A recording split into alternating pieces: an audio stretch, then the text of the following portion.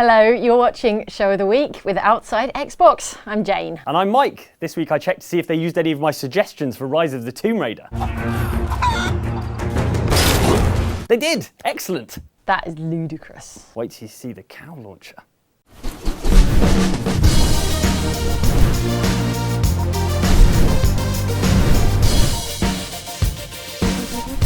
Well, while you were doing that, I was learning real history. Oh, from the latest research and properly vetted history books.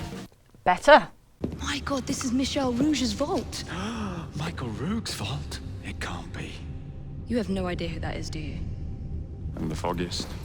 From Assassin's Creed Syndicate, Mike, which is set in authentic old-timey Victorian London town. In Syndicate's Victorian London, as in all Assassin's Creed games, you can't walk 10 feet in any direction without colliding with some notable historic personage, who usually wants you to do something for them. Oh look, here's Charles Darwin. I expect he wants us to help him do some research or... Mr. Owen works at the asylum. He will know who made the syrup. Get him!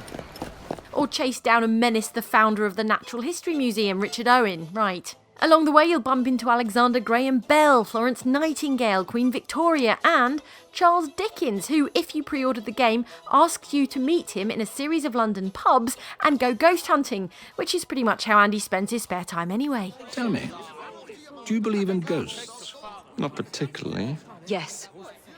Though the new Assassin protagonists, Jacob and Evie, are endearing, it's London that is the real star of Syndicate. From the broad avenues to the back streets and the boroughs that you'll need to conquer piece by piece to weaken the Templars' hold on the city.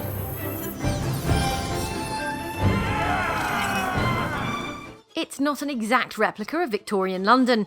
It's unlikely they would have posted Royal Guardsmen up here on the roof of the Houses of Parliament, for instance, but even historical accuracy stickler me can give that a pass.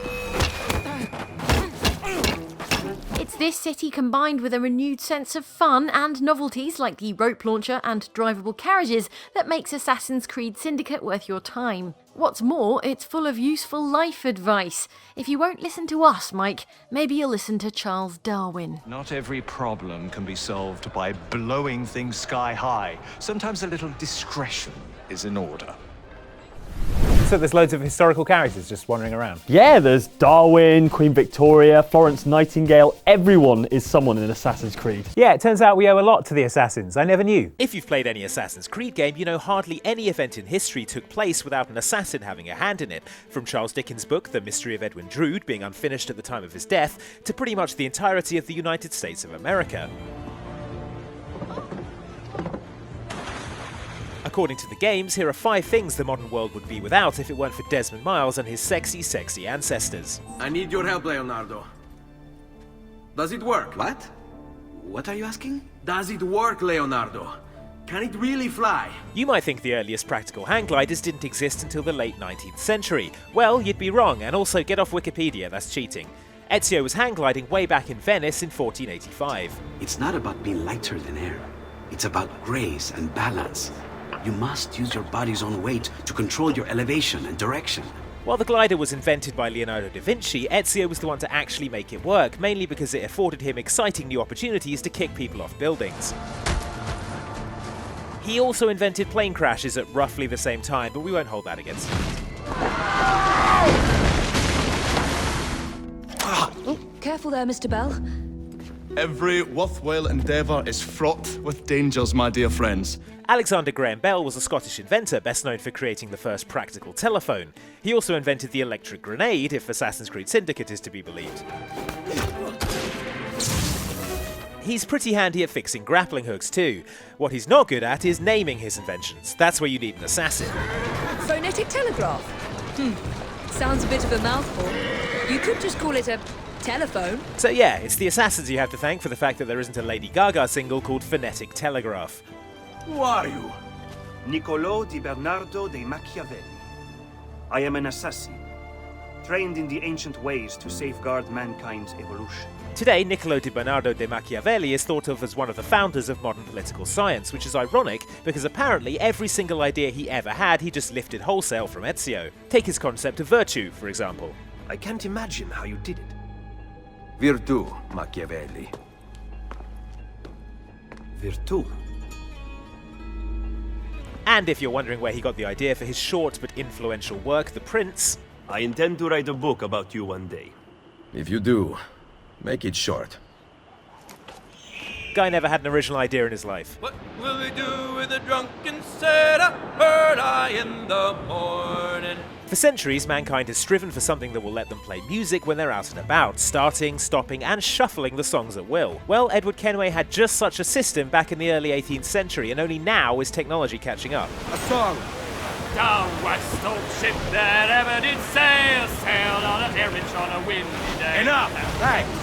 Edward's crew on the Jackdaw are so well trained that he can start, stop, and shuffle them onto a new song at will, and he can download new songs by finding song sheets scattered around the West Indies. Give voice, you Taz!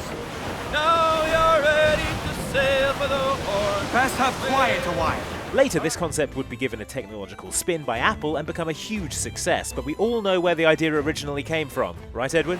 Raise your voices, me trumps! Prego. Can I offer you something? Biscotti. Un caffè. What's cafe? Finally, if it weren't for assassins, we wouldn't have the fuel source that 90% of the modern world runs on. That's because Ezio invented the latte. A little bitter, if you ask me. It just seems lacking somehow. I don't know. Have you considered adding sugar, maybe? Or latte? Forget the Pieces of Eden and the fight against the Templars. This is the Assassin Order's greatest contribution to humanity. Thanks, Ezio. Now it's time to see what you've been saying in the comments and in translations of Syndicate's Cockney rhyming slang. What's your bottle, boys? Now onto your shopping trolleys about this watermelon. That's why when we're given the opportunity to weasel our way out of a proper fight, we just can't resist. We're busy people. Busy, cowardly people. Roz Turner reckons Mass Effect has it right. Ah, Mass Effect. Why kill someone when you can convince them to kill themselves? I hope Shepard was never a space therapist. Another one! Why does this keep happening to Commander Shepard, the galaxy's best space therapist? I don't have time to justify myself to your viewers. I have a galaxy to save. Commenter Altair Fan 441 has another suggestion. I know it released only recently and it's only on Steam, but does Undertale count? You can talk your way out of every fight. It's the game's entire mechanic. Yep, I've been talked into deciding that this counts.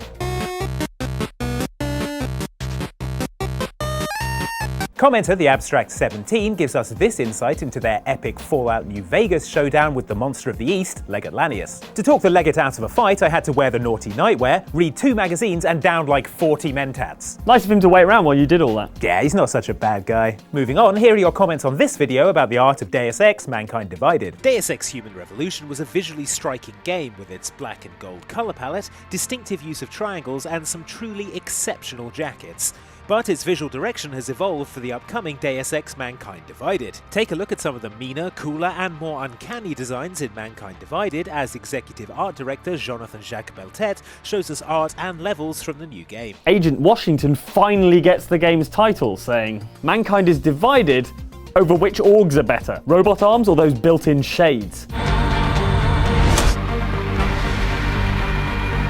Commenter Corn41 is less convinced, however. Where do the lenses to his killer gold shades go when they're not deployed? Are they inside the flesh at his temples? I still want a pair, but that's maybe more commitment than I'd like. Good point. John Baxter, on the other hand, loves how Adam has all the sweet orgs, but still smokes. Pack that in, son. You can't get lungs that are smoke-proof. Well, actually.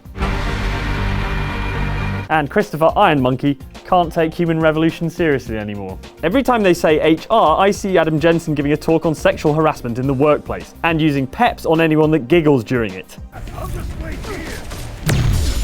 Stop laughing in the back there. Finally, your comments on last week's Show of the Week, which featured Rise of the Tomb Raider and the inaugural Lara Croft pop quiz. Oh, she turns into a sand person. Shanthini Mahendran thinks that those classic Lara clips are golden. Ha, I get it. Yep. Because she's dead of gold. Yep. What? Has she been electrocuted by the hand? Powder Plays thinks that we should have done an Angel of Darkness question. What is this? Why is it happening? They had to be questions with an actual answer, sadly. Finally, commenter Philly Cheese says, "Actually, Andy's idea got me thinking. What if YouTube had QTEs?" Yeah, that'd be weird. Anyway, I'm off to the sofa. Yeah, I don't think it's going to catch on. That's it for Show of the Week, but to attain 100% synchronization with this episode, you're going to have to press the like button like your ancestor did in the past. Thanks for watching. We'll see you next time. Yeah, I realised it's stupid to have exploding chickens in Rise of the Tomb Raider. Yeah, good. It's so unrealistic. Agreed. Now the humans explode. Humans explode, right? Incoming! We're under attack! He's gone!